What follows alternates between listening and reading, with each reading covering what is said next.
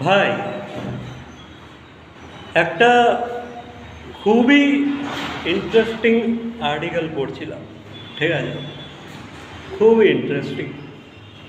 এবার ব্যাপারটা হচ্ছে এই যে এত বড় বড় বলিউডের সেলিব্রিটিরা আছে, আমরা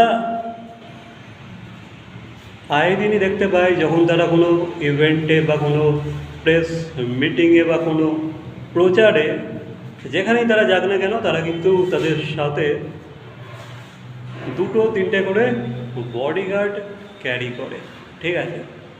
অন্তত একটা বডিগার্ড তো থাকে। এবার বডিগার্ডের প্রসঙ্গ যখন উঠেছে তখন কিন্তু সলমান খানের বডিগার্ড যে এত বছর ধরে সলমান খানকে প্রোটেক্ট করে এসেছে, মানে আমি কথা বলছি সেরা। তো এই সেরার ব্যাপারে হয়তো তোমরা অনেকেই জানো, ঠিক আছে? কারণ সলমান খানের মতোই কিন্তু সলমান খানের বডিগার্ডও খুবই মারাত্মক ফেমাস, ঠিক আছে? এবার হ্যাঁ, যখন সলমান খানের কোনো অ্যাপিয়ারেন্স থাকে, মানে কোথাও যদি সলমান খান কোনো ইভেন্টে যায়, সবার নজর সলমানের ওপর তো থাকেই, আর তার সাথে কিন্তু তার বডিগার্ড সেরার ওপরেও থাকে, ঠিক আছে? মানে মানে গার্ডের মধ্যে সেরা কিন্তু ভালো নাম করে নিয়েছে বিকজ অফ সলমান খান, ঠিক আছে?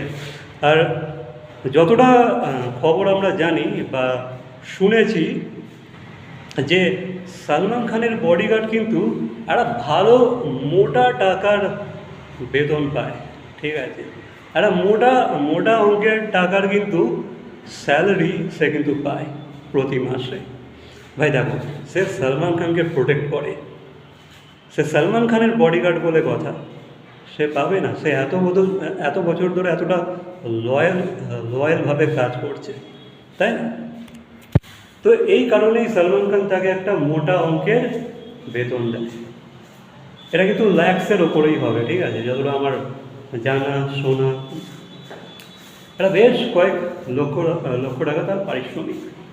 তাছাড়াও সলমান খানের বডিগার্ডের মানে সেরার কিন্তু নিজের বিজনেসও আছে, ঠিক আছে? তার মাল্টিপল বিজনেস আছে। সে বডিগার্ড প্রোভাইড করে, তার একটা কোম্পানিও আছে যেখান থেকে তারা বডিগার্ড প্রোভাইড করে, ঠিক আছে? মানে বাউন্সার বডিগার্ড তারা কিন্তু প্রোভাইড করে থাকে। তো এমন একটা কোম্পানিও তার আছে। তো সেই কারণে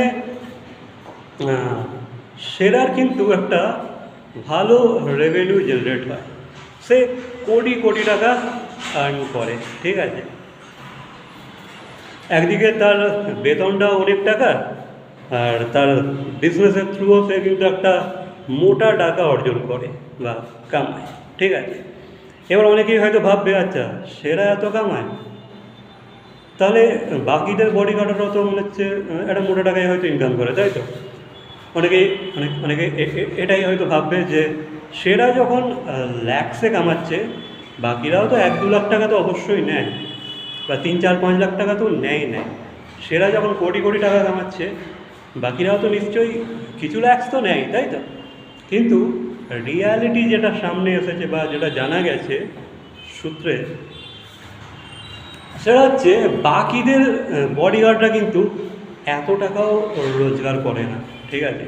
বাকিও তো অনেক বড় বড় সেলিব্রিটিরা আছে, অক্ষয় কুমার আছে, শাহরুখ খান আছে, দীপিকা পাদুকোন, আলিয়া ভাট, রণবীর সিং, রণবীর কাপুর, অনেকেই তো আছে।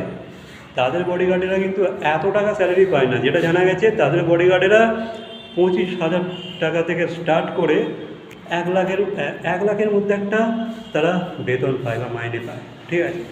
বাকি কোনো সিনেমার শুটিং থাকলে সেখানে তো বডিগার্ডরা থাকে, তো সেখানেও তাদের একটা আলাদা এক্সট্রা চার্জ দেওয়া হয়, একটা আলাদা তাদেরকে টাকা দেওয়া হয়, ঠিক আছে? সেই বেসিসে।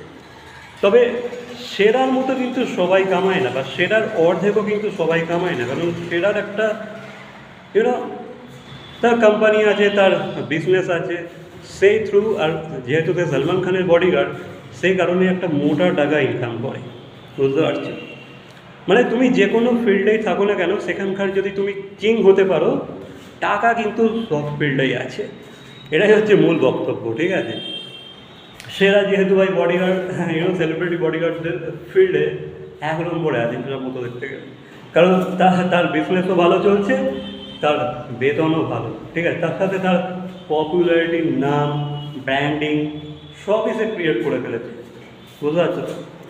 আর যেহেতু সে লয়াল ছিল, এত বছর সালমান খানের সাথে আছে, এত বছর সালমান খানকে প্রোটেক্ট করেছে, সালমান খানের এত রকমের উতার চড়াবের মধ্যেও কিন্তু সেরা সালমান খানকে সবসময় ব্যাক আপ দিয়ে গেছে, ঠিক আছে। বা তার বডিগার্ড রূপে কিন্তু সবসময় তার সামনে বা তার পাশে ছিল, বুঝতে পারছো? আলাদাই ব্যাপার।